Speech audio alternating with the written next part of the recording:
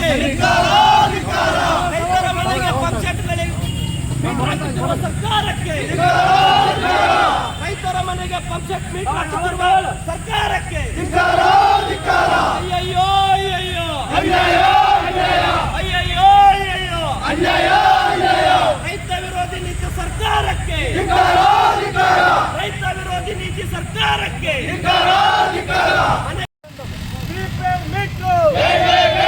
Prepaid metre ಆತಂಕ ತಂದಿರುವ prepaid ಮೀಟ್ರಿಗೆ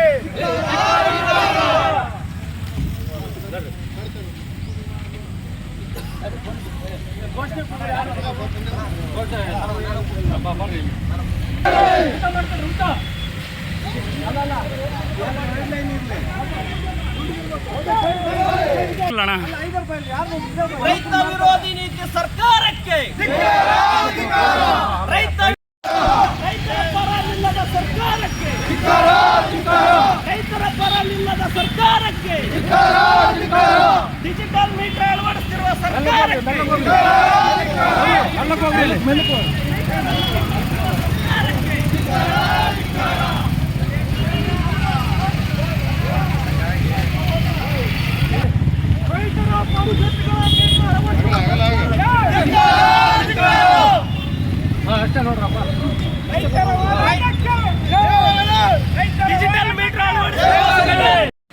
ಅನ್ಯಾಯವನ್ನು ತಡೆಯಲೇಬೇಕು, ಅನ್ಯಾಯವನ್ನು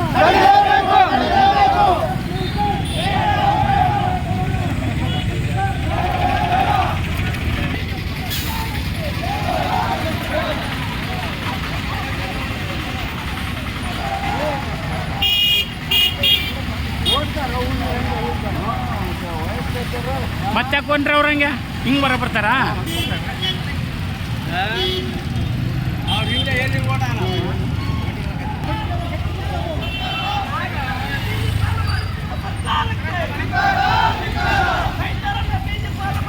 ಸರ್ಕಾರಕ್ಕೆ ಅಯ್ಯಯ್ಯೋ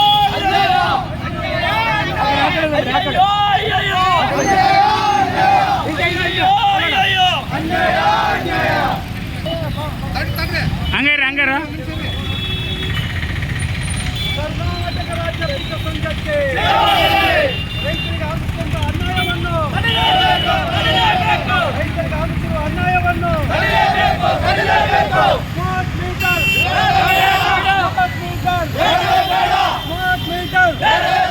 ಅಯ್ಯಯ್ಯೋ ಅಯ್ಯಯ್ಯೋ ಅಯ್ಯಯ್ಯೋ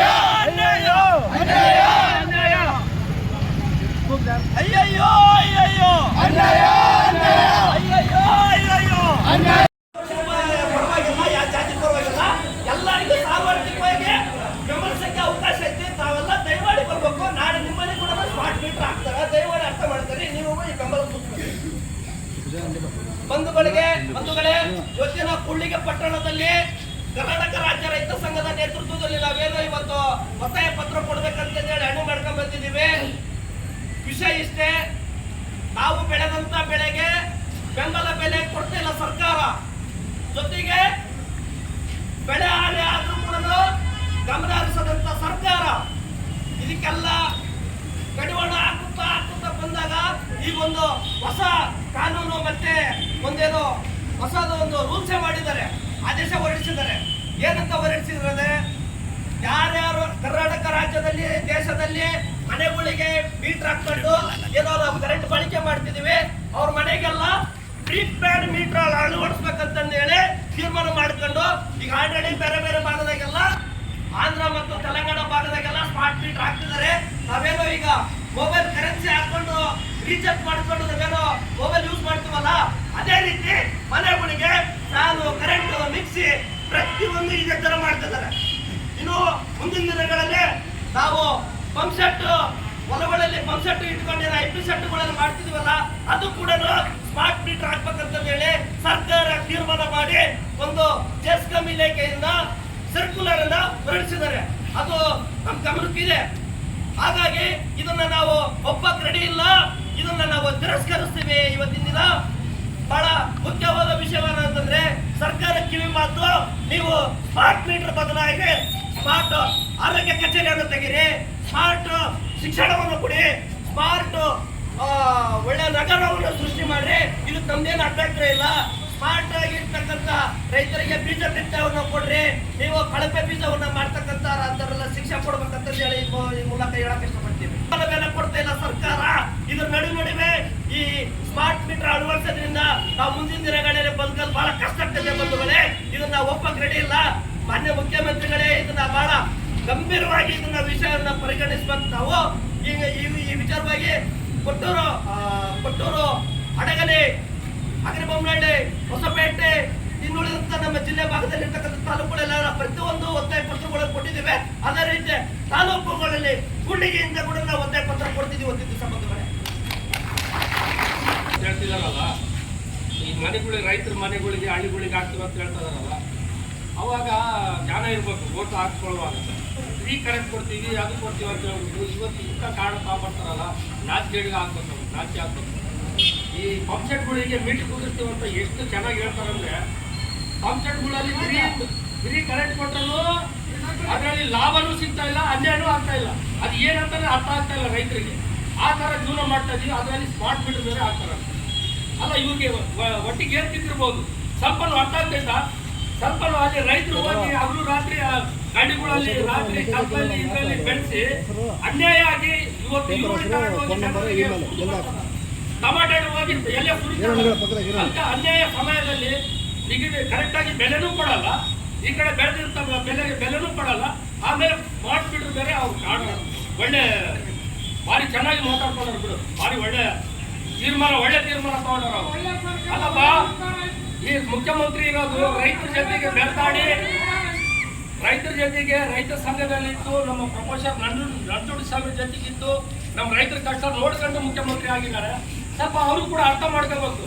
ಯಾಕಂದ್ರೆ ನಾವು ರೈತರು ಯಾವ ತರ ಬದುಕ್ತಾ ಇದೀವಿ, ಯಾವ ತರ ಇಲ್ಲ, ಅದು ಬದುಕಿ ನಮ್ಗೆ ಏನೋ ಒಂದು ಸಾಲನೋ ಅಥವಾ ನಮ್ಗೆ ಸಾಲ ಸೌಲಭ್ಯನೋ ಅಥವಾ ನಾವು ಸಾಲ ಮಾಡಿದ್ದು ಸಾಲನೋ ಮನ್ನಾ ಮಾಡೋದ್ ಬಿಟ್ಟು ಸ್ಮಾರ್ಟ್ ಮೀಟರ್ ಆ ಮೀಟರ್ ಅಂತ ಇವ್ರು ಅನ್ಯಾಯ ಮಾಡ್ತಾರಲ್ಲ, ಇವ್ರಿಗೆ ಹೆಂಗೆ ದೇವ್ರ ಮುಂದೆ ಇವ್ರಿಗೆ ಮತ್ತೆ ಅಧಿಕಾರ ಕೊಡ್ತಾರ ರೈತರು?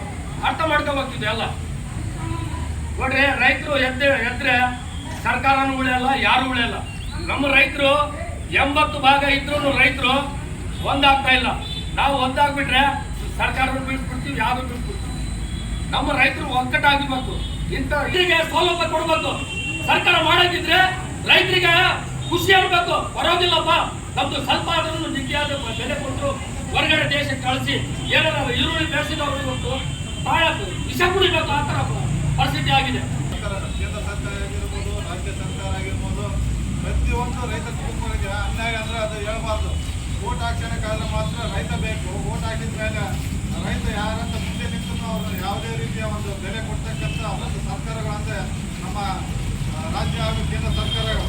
ಇಲ್ಲಿ ಕೂಡಿಗೆಯಲ್ಲಿ 74 ಕೆರೆಗಳಿಗೆ ನೀರು ತಂದಿದ್ದಾರೆ. 74 ಕೆರೆಗಳಿಗೆ ನೀರು ತಂದ್ರು ಅದು ನೀರನ್ನ ಕೆರೆಗೆ ನೋಡ್ಕೊಂತ ಮಾತ್ರ ಇರ್ಬೇಕು. ಒಟ್ಟು ಗಂಟೆಗೆ ಅನ್ಯ ಇರ್ತದೆ, ತಿನ್ನಕ ಬಾಯಿಲ್ಲ. ಅಂತ ಒಂದು ಪರಿಸ್ಥಿತಿ ನಮ್ಮ ಕೂಡಿಗೆಯಲ್ಲಿ ಮುಖ್ಯಮಂತ್ರಿಗಳಾಗಿರ್ಬೋದು, ಉಸ್ತುವಾರಿ ಸಚಿವರಾಗಿರ್ಬೋದು, ಶಾಸಕರಾಗಿರ್ಬೋದು ಇದ್ರ ಬಗ್ಗೆ ಗಮನ ಹರಿಸ್ಬೇಕು. ನಮ್ಮ ಕೂಡಿಗೆಯಲ್ಲಿ ಬರೀ ನೀರು ತರೋದನ್ನೇ ಲೆಕ್ಕ ಅಲ್ಲ, ಆ ನೀರನ್ನ ರೈತರು ಉಪಯೋಗಿಸತಕ್ಕಂಥ ಒಂದು ಕಾಯ್ದೆಯನ್ನು ತರಬೇಕು, ಜಾರಿಗೆ ಮಾಡಬೇಕು. ಮುಂದಿನ ದಿನಗಳಲ್ಲಿ ಆ ನೀರು ನಾವು ಉಪಯೋಗಿಸಿದ ರೈತರು ಅತಿ ಹೆಚ್ಚಾಗಿ ಬೆಳೆಬಹುದು. ರೈತ ಕುಟುಂಬ ಸಂತೋಷದಿಂದ ಜೀವನವನ್ನು ನಡೆಸಲಿಕ್ಕೆ ಅನುಕೂಲ ಆಗುತ್ತೆ. ಇದರಿಂದ ನಾವು ಉಸ್ತುವಾರಿ ಸಚಿವರಾಗಿರ್ಬೋದು, ಶಾಸಕರಾಗಿರ್ಬೋದು ವಿಧಾನಸೌಧದಲ್ಲಿ ಅವರು ಧ್ವನಿ ಎತ್ತಿ ನಮ್ಮ ಕೂಡಿಗೆ ಭಾಗದ ರೈತರಿಗೆ, ತಾಲೂಕಿನ ಭಾಗದ ಎಲ್ಲ ರೈತರಿಗೆ ನೀರನ್ನು ಅನುಕೂಲ ಬಳಸಿಕೊಳ್ಳೋದಕ್ಕೆ ಅನುಕೂಲ ಮಾಡಿಕೊಡ್ಬೇಕು. ಇದರಿಂದ ರೈತ ಕುಟುಂಬಗಳಿಗೆ ಒಳ್ಳೆಯ ಅವಕಾಶವನ್ನು ಮಾಡಿಕೊಟ್ಟಂಗಾಗುತ್ತೆ. ಆಮೇಲೆ ಇಲ್ಲಿ RDO ಕಚೇರಿಯಲ್ಲಿ ರೈತರು ಏನು ಟ್ಯಾಕ್ಟ್ರಿಗಳು ತಂದಿರ್ತಾರಲ್ಲ, ಆ ಟ್ಯಾಕ್ಟ್ರಿಗಳಿಗೆ 3,500 ರಿಂದ 4,000 ರೂಪಾಯಿ ಲಂಚವನ್ನು ತೆಗೆದುಕೊಳ್ತಾರೆ. ಅದನ್ನು ನೋಂದಣಿ ಮಾಡಲಿಕ್ಕೆ ಬರೀ 5 ಎಲ್ರಿಗೂ ನಮಸ್ಕಾರ. ಇವತ್ತು ಯಾತಕ್ಕಾಗಿ ಈ ಕೂಡ್ಲಿಗಿ ತಲುಪಿದ ಇವತ್ತು ಚಳವಳಿ ಮಾಡ್ತಾ ಇದೀವಪ್ಪ ಅಂದರೆ ಸ್ಮಾರ್ಟ್ ಮೀಟರ್ ಬಗ್ಗೆ ನಿಮಗೆ ಗೊತ್ತಾಯ್ತಾ ಇಲ್ಲ ಗೊತ್ತಿಲ್ಲ. ಈಗ ಹೆಂಗೆ ನಾವು ಮೊಬೈಲ್ ಕರೆನ್ಸಿ ಹಾಕ್ಸಿದ್ರೆ ಮಾತ್ರ ನಿಮಗೆ ಮೊಬೈಲ್ 500 ಟೀಚರ್ ಮಾನ್ಯ ತಾಲೂಕು ಕಚೇರಿ ಕೂಡಿಗೆ ಮಾನ್ಯರೇ, ಕರ್ನಾಟಕ ಸರ್ಕಾರ ತಂದಿರುವ ಹೊಸ ವಿದ್ಯುತ್ ಸಂಪರ್ಕಗಳಿಗೆ ಸ್ಮಾರ್ಟ್ ಮೀಟರ್ ಜಾರಿಗೆ ತಂದಿರುವ ನೀತಿಯನ್ನು ವಿರೋಧಿಸಿ ಒತ್ತಾಯಿಸಿ ವಿಷಯಕ್ಕೆ ಸಂಬಂಧಿಸಿದಂತೆ ವಿಜಯನಗರ ಜಿಲ್ಲೆ ಕೂಡ್ಲಿಗಿ ತಾಲೂಕಿನ ಕರ್ನಾಟಕ ರಾಜ್ಯ ರೈತ ಸಂಘದ ನೇತೃತ್ವದಲ್ಲಿ ತಾಲೂಕಿನ ಎಲ್ಲ ಗೃಹ ವಿದ್ಯುತ್ ಬಳಕೆದಾರರ ನಾವು ಈ ಮೂಲಕ ನಮ್ಮಲ್ಲಿ ಒತ್ತಾಯಿಸುವುದೇನೆಂದರೆ ಇತ್ತೀಚೆಗೆ ತಂದಿರುವ ಎಸ್ಕಾಂ ಸಂಸ್ಥೆಯಿಂದ ಹೊರಡಿಸಲಾದ ಫ್ರೀ ಪ್ರೈಡ್ ಮೀಟರ್ ಎಂಬ ಆದೇಶವನ್ನು ನಾವು ತಿರಸ್ಕರಿಸುತ್ತೇವೆ ಮತ್ತು ಫ್ರೀ ಪ್ರೈಡ್ ಬಿಲ್ಲಿಂಗ್ ಆಯ್ಕೆ ಮಾಡುವ ಹಾಲಿ ಗ್ರಾಹಕರು ತಮ್ಮ ವೆಚ್ಚದಲ್ಲಿ ಹಳೆಯ ಮೀಟರ್ ಬದಲಾಗಿ ಸ್ಮಾರ್ಟ್ ಮೀಟರ್ ಅಳವಡಿಸಿಕೊಳ್ಳಬೇಕೆಂಬ ಆದೇಶವನ್ನು ನಾವು ಒಪ್ಪುವುದಿಲ್ಲ. ತ್ವರಿತವಾಗಿ ಇಲ್ಲಿಗೆ ಕೈ ಇಡಬೇಕು ಮತ್ತು ದೇಶದ ಪ್ರತಿಯೊಬ್ಬರಿಗೂ ಅಗತ್ಯವಾದ ವಿದ್ಯುತ್ ಶಕ್ತಿಯನ್ನು ಒದಗಿಸುವ ಸೌಲಭ್ಯವನ್ನು ನೀಡಬೇಕು. ವಿದ್ಯುತ್ ಬಳಕೆಯು ಸಾಮಾಜಿಕ ಹಕ್ಕಾಗಬೇಕು. ಹೌದು. ಮಾರುಕಟ್ಟೆಯ ಮತ್ತು ಆಗಬಾರದು. ನಂಬರ್ ಐತೆ, ಫೋನ್ ಎತ್ತಾ ಇಲ್ಲ ಅವರು, ಯಾರ್ದು ಖಾಸಗಿ ಆಗಬಾರದು. ಯಾರ್ದು ಎತ್ತಾ ಇಲ್ಲ. ಮಂಜುಳಾ ಅಂತೇಳಿ ಮೇಡಮ್ ಅವರು, ಕಾರ್ಪೊರೇಟರ್ ಮತ್ತು ಅಲ್ಲ.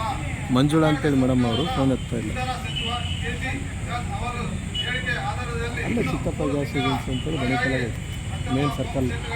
ಸಕ್ರಮಗೊಳಿಸದಿದ್ದರೆ ವಿದ್ಯುತ್ ಸಂಪರ್ಕ ಅದು ಹೊಸಡಿ ಹೋಗಿ ಮತ್ತು ಬಣ ಹೊಸಡಿ ಇದೆ ಬಣಿಕಲಾಗೆ ಇದಾಗಿದೆ, ಫಂಕ್ಷನ್ ಆಗಿದೆ. ಕ್ರಮವಿರುವ ಪಂಚಾಯತ್ಗಳಿಗೆ ಸಕ್ರಮವಾಗಿ ಇಲಾಖೆಗೆ ತಲಾ ಹೌದೌದು, ಆಫೀಸಲ್ಲಿ 1,50,000 ರೂಪಾಯಿಗಳ ವೆಚ್ಚವನ್ನು ಪಾವತಿಸಬೇಕಾಗುತ್ತದೆ.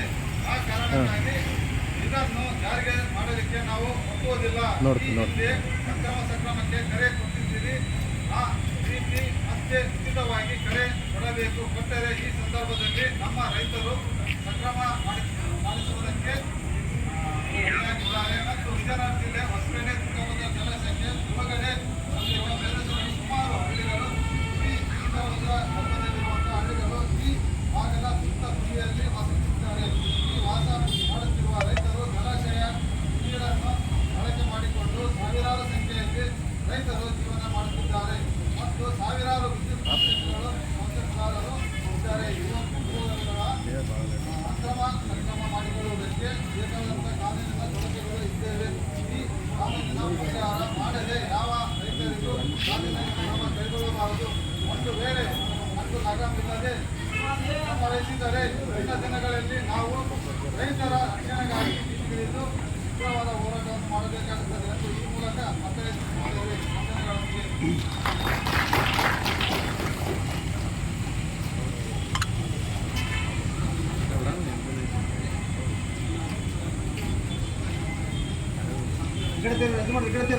ನೋಡಲ್ಲ